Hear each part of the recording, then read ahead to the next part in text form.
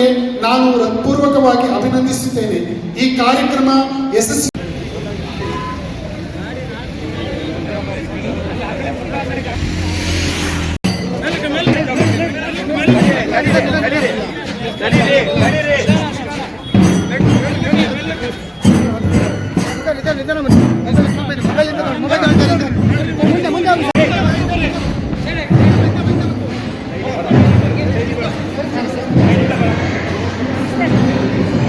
ಶ್ರೀಮತಿ ಶಾರದಾ ಪೂರಿಯಾ ನಾಯ್ಕರವರು, ಶ್ರೀಯುತ ಅಮರೇಶ್ವರ ಕಾರ್ಯನಿರ್ವಾಹಕ ನಿರ್ದೇಶಕರು ಹುಲಿ ಮತ್ತು ಸಿಂಹಧಾಮ, ಶ್ರೀಯುತ ನರೇನ್ ಎಂ ಪ್ರಾದೇಶಿಕ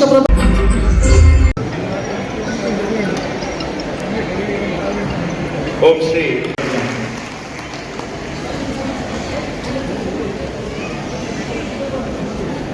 ಅನುಪಸ್ಥಿತಿಯಲ್ಲಿ ಅವರ ಗೌರವದೊಂದಿಗೆ ಅವರ ಮಗನಾದಂಥ ಗೌರವಾನ್ವಿತ ಸಂಸದರಾದ ಲೋಕಸಭಾ ಸದಸ್ಯರಾದ ಶ್ರೀ ರಾಘವೇಂದ್ರ ಸರ್ ಅವರು ಬಂದಿದ್ದಾರೆ. ಅವರಿಗೆ ನಮ್ಮ ನಿಮ್ಮೆಲ್ಲರ ಪ್ರೀತಿಪೂರ್ವಕವಾದ ಸ್ವಾಗತವನ್ನು, ಹಾಗೆಯೇ ನಮ್ಮ ಯೋಜನೆಯ ಸ್ವಾಗತವನ್ನು ಬಯಸಿದ್ದೇನೆ. ಹಾಗೆ ನಮ್ಮ ಭಾಗವಹಿಸಿದ ಎಲ್ಲ ಒಕ್ಕೂಟದ ಅಧ್ಯಕ್ಷರು, ಪದಾಧಿಕಾರಿಗಳು ಅಷ್ಟೇ ಅಲ್ಲ, ಅದರಲ್ಲಿ ಅನೇಕ ಪ್ರಯೋಜನಗಳು ಆ ಊರಿನಲ್ಲಾಗಬೇಕು. ಯೋಜನೆ ಒಂದು ಹೊಸ ಮಾದರಿಗೆ ಒಂದು ಸೃಷ್ಟಿಯಾಗುತ್ತದೆ ಹೊರತು ಅವುಗಳನ್ನು ಆ ಊರಿನ ಗ್ರಾಮಸ್ಥರಿಗೆ ಹಸ್ತಾಂತರಿಸಿ ಜವಾಬ್ದಾರಿಯನ್ನು ಕೊಟ್ಟು ಅವರು ಅದನ್ನು ಮಾದರಿಯಾಗಿ ಇಟ್ಕೊಳ್ತಕ್ಕಂಥದ್ದಕ್ಕೆ ಯಾವಾಗಲೂ ಪ್ರೇರಣೆ ಕೊಡ್ತಕ್ಕಂಥದ್ದು ಪೂಜ್ಯರ ಕಾರ್ಯಕ್ರಮ. ಇವತ್ತು ನಮ್ಮೂರು ನಮ್ಮ ಕೆರೆ ಕಾರ್ಯಕ್ರಮದಲ್ಲಿ ಯೋಜನೆ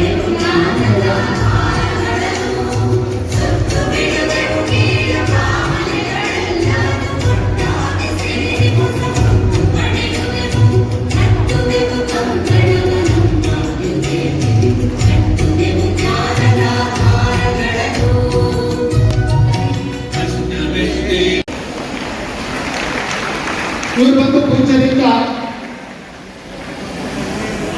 ಕೆರೆಗಳ ಹಸ್ತಾಂತರದ ಪ್ರಮಾಣ ಪತ್ರವನ್ನು ಸ್ವೀಕರಿಸಬೇಕಾಗಿ ಕೇಳಿಕೊಳ್ತಾ ಇದ್ದೇವೆ.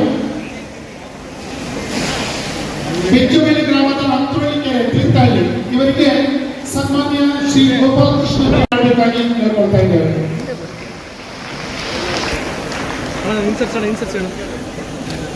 ಬೆಚ್ಚುಬೇಲಿ ಗ್ರಾಮದ ಅಂತೋಳಿ ಕೆರೆ ತೀರ್ಥಹಳ್ಳಿ ಇವರು ಕೂಡ ಬಂದು,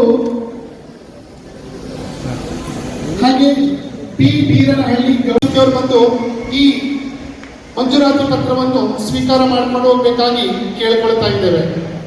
ಎಲ್ಲರೂ ಚಪ್ಪಗಾರಿತ ಕಾರ್ಯ ಚಾಲನೆಯನ್ನು ಕೊಡ್ತಾ ಇದ್ದಾರೆ. ಪೂಜ್ಯರು ವಿದ್ಯಾದಾನದ ಅಡಿಯಲ್ಲಿ ಪೂಜ್ಯರು ಮಂಜೂರು ಮಾಡಿದಂತ ಅಕ್ಷರ ದಾಸೋಹ ಕೊಠಡಿಗೆ ಮಂಜೂರಾತಿ ಪತ್ರವನ್ನು ಇದ್ದಂತೆ 50,000ದಂತೆ ಕುಮಾರಿ ದೀಕ್ಷಾ ಎಂ ಶಿವಮೊಗ್ಗ ಪಿಇ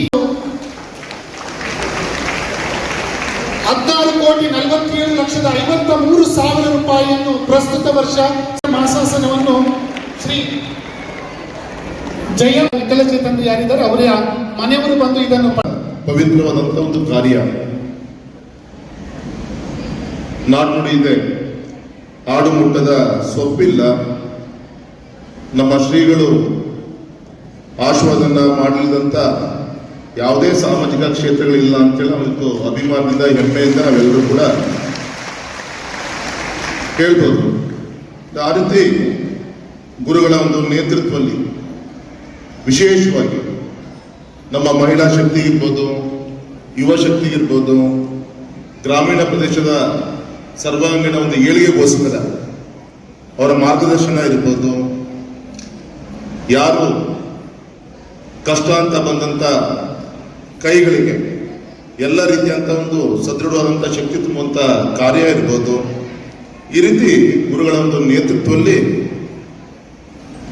ಇಷ್ಟು ವರ್ಷಗಳ ಕಾಲ ಧರ್ಮಸ್ಥಳ ಮಂಜುನಾಥೇಶ್ವರ ಆಶ್ವಾದಿಂದ ಎಲ್ಲ ಪವಿತ್ರವಾದಂಥ ಕಾರ್ಯ ಆಗ್ತಾ ಇದೆ. ನಾನು ಪ್ರಾಸ್ತಾವಿಕ ನುಡಿಯನ್ನು ನುಡಿದಂಥ ಸ್ನೇಹಿತರು ಮಾತಾಡಬೇಕಾದಾಗ ಇಡೀ ರಾಜ್ಯದಲ್ಲಿ ಸುಮಾರು 900ಗಿಂತ ಹೆಚ್ಚಿನ ಕೆರೆಗಳನ್ನು, ಸುಮಾರು 100 ಕೋಟಿ ಹತ್ತತ್ರ ಸುಮಾರು 4 ಲಕ್ಷಕ್ಕಿಂತ ಹೆಚ್ಚಿನ ಕುಟುಂಬಗಳಿಗೆ ಈ ರೀತಿಯಂತ ಕೆರೆಗಳ ಒಂದು ಪುನಶ್ಚೇತನ ಮುಖಾಂತರ ಜೀವನ ಕಟ್ಟುವಂತ ಕಾರ್ಯ ಆಗಿದೆ. ಒಂದು ನೀರಾವರಿ ಯೋಜನೆಗಳನ್ನ ಮಾಡಲಿಕ್ಕೆ ಕೋಟಿಗಟ್ಟಲೆ ನಾವು ಖರ್ಚು ಮಾಡ್ತೀವಿ. ಆದರೆ ಗುರುಗಳ ಆಶ್ವಾದಿಂದ ದೇವರು ಕೊಟ್ಟಂತ, ಪ್ರಕೃತಿ ಕೊಟ್ಟಂತ ಕೆರೆಗಳ ಹೂಳನ್ನು ತೆಗೆದು ಪುನಶ್ಚೇತನ ಮಾಡುವ ಮುಖಾಂತರ ಭೂಮಿಯಲ್ಲಿ ಇವತ್ತು ಅಂತರ್ಜಲ ಕುಗ್ತಿರುವಂತಹ ಈ ಸಂದರ್ಭದಲ್ಲಿ ಅಂತರ್ಜಲನೂ ಕೂಡ ಹೆಚ್ಚುವಂತ ಒಂದು ಪವಿತ್ರವಾದಂಥ ಕಾರ್ಯ, ಮತ್ತೆ ಪ್ರಾಣಿ ಪಕ್ಷಿಗಳಿಗೆ ಅದರ ಮುಖಾಂತರ ಬರಗಾಲದಲ್ಲೂ ಕೂಡ ನೀರನ್ನು ಸಿಗುವಂತ ಒಂದು ಪ್ರಯತ್ನ, ಮತ್ತೆ ಆ ಕೆರೆಯ ಸುತ್ತಮುತ್ತಲಿರುವಂತ ರೈತರ ಹೊಲಗದ್ದಲ್ಲಿರುವಂತ ಪಂಪ್ಸೆಟ್ಗಳಿಗೆ ಆ ಅಂತರ್ಜಲ ವೃದ್ಧಿಯ ಮುಖಾಂತರ ಬೋರ್ವೆಲ್ಗೂ ಕೂಡ ಸತತವಾದಂತ ಒಂದು ಜಲಧಾರೆಯನ್ನ, ಗಂಗೆಯನ್ನ ಕೊಡುವಂತ ಪವಿತ್ರವಾದಂತಹ ಕಾರ್ಯ ನಮ್ಮ ನಡೆದಾಡುವಂತ ದೇವರಿಂದ ಆಗ್ತದೆ ಅಂತೇಳಿ ಅತ್ಯಂತ ಅಭಿಮಾನ ಪೂರ್ವಕವಾಗಿ ನಾನು ಈ ಸಂದರ್ಭದಲ್ಲಿ ನಾನು ಹೇಳಿಕೆ ಇಚ್ಛೆ ಪಡ್ತಾ, ಕೇಂದ್ರ ಸರ್ಕಾರದಲ್ಲಿ ಆರ್ಥಿಕ ಮಂತ್ರಿಗಳು ಒಂದ್ಸರಿ ಪ್ರಶ್ನೆ ಕೇಳ್ತಾರೆ ಲೋಕಸಭಾ ಸದಸ್ಯರು, ನಮ್ಮ ದೇಶದ ಆರ್ಥಿಕ ಪರಿಸ್ಥಿತಿ ಇವಾಗ ಹೇಗಿದೆ ಅಂತ. ಅದಕ್ಕೆ ಅವರು ಉತ್ತರ ಕೊಡ್ತಾರೆ, ಈ ರೀತಿ ಸ್ವಸಹಾಯ ಸಂಘಗಳು ಇಡೀ ದೇಶದಲ್ಲಿ ಹೆಣ್ಮಕ್ಳು ಮಾಡ್ಕೊಂಡಿದ್ದಾರೆ. ಸ್ವಸಹಾಯ ಸಂಘಗಳಿಂದ ಬ್ಯಾಂಕ್ಗಳಲ್ಲಿ ಸಾಲ ತಗೋತಾ ಇದ್ದಾರೆ. ಸಾಲ ತಗೊಂಡು ₹1 ಕೂಡ ಬಾಕಿ ಇಲ್ಲದೇನೆ ನೇರವಾಗಿ ಹಣ ಕಟ್ಟಾರಂತ ವ್ಯಕ್ತಿಗಳು ಯಾರು ಅಂದ್ರೆ ಹೆಣ್ಮಕ್ಳು. ನಾನು ಈ ತಾನೇ ಪೂಜೆ ಹತ್ರ ಮಾತಾಡ್ತಾ ಕೇಳಿದೆ. ನಾನು ಇಡೀ ಕರ್ನಾಟಕ ರಾಜ್ಯದಲ್ಲಿ ಹೆಣ್ಣು ಮಕ್ಕಳಿಗೆ ಎಷ್ಟು ಹಣ ಸಾಲದ ರೂಪದಲ್ಲಿ ಕೊಟ್ಟಿರ್ಬೇಕು ಅಂತಂದ್ರೆ 20,000 ಕೋಟಿಗೂ ಹೆಚ್ಚಿಗೆ ಕೊಟ್ಟಿರಂತ ಮಹಾಪುರುಷರು. ಗಂಡು ಮಕ್ಕಳಿಗೆ ಸಾಲ ತಗೊಂಡ್ರು ಕೂಡ ಕಟ್ತಾರೆ. ಆದ್ರೆ ಹೆಣ್ಮಕ್ಳು ಗಂಡನ ಜೊತೆಗೇನೆ ದುಡಿದು ಅದರಲ್ಲಿ ಲಾಭ ಮಾಡಿಕೊಂಡು ತನ್ನ ಮನೆಯಲ್ಲಿರುವಂತ ಮಕ್ಕಳಿಗೆ ವಿದ್ಯಾಭ್ಯಾಸವನ್ನು ಕೊಟ್ಟು ತನ್ನ ಮಗಳನ್ನ ಒಳ್ಳೆ ಕಡೆ ಮದುವೆ ಮಾಡಿ ತನ್ನ ಮಕ್ಕಳನ್ನು ಕೂಡ ಸರಿಯಾದ ದಾರಿಗೆ ತಗೊಂಡೋಗಂತ ವ್ಯವಸ್ಥೆ ಸರ್ಕಾರ ಹೇಗೆ ಮಾಡಬೇಕು ಅಂತ ಆಸೆ ಪಡ್ತೀವೋ, ಸರ್ಕಾರಕ್ಕೆ ಮೀರಿ ನಮಗೆ ಮಾರ್ಗದರ್ಶನ ಮಾಡ್ತಾ ಇರೋಂಥ ವ್ಯಕ್ತಿ ನಮ್ಮ ಮುಂದೆ ಕೂತಿಲ್ಲ. ಯಾಕೆಂದ್ರೆ ಆರ್ಥಿಕವಾಗಿ ಸದೃಢವಾಗಿರೋದು ಅಷ್ಟು ಸುಲಭ ಅಲ್ಲ. ಈಗ ತಾನೇ ಅನೇಕ ಕಾರ್ಯಕ್ರಮಗಳನ್ನು ನೇರವಾಗಿ ಅವರು ಮಾಡಿ ತೋರಿಸಿದ್ರು. ಕೆರೆ ಹಸ್ತಾಂತರದ ಜೊತೆಗೆ ಸಸಿ ವಿತರಣೆ, ದೇವಸ್ಥಾನಗಳಿಗೆ ಹಣ, ಶಾಲಾ ಅನ್ನದಾಸೋಹ ಕೊಠಡಿಗಳು.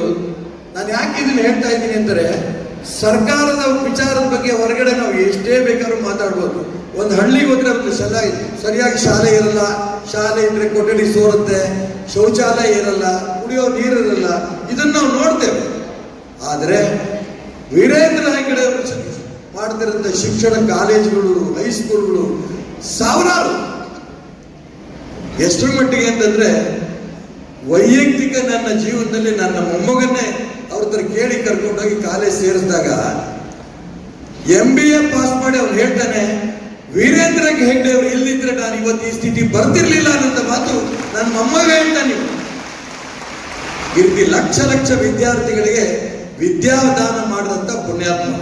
ಹೆಣ್ಮಕ್ಳಿಗೆ ಒಂಥರ, ಗಂಡು ಮಕ್ಕಳಿಗೆ ಅನುಕೂಲ, ವಿದ್ಯಾರ್ಥಿಗಳಿಗೆ ಅನುಕೂಲ.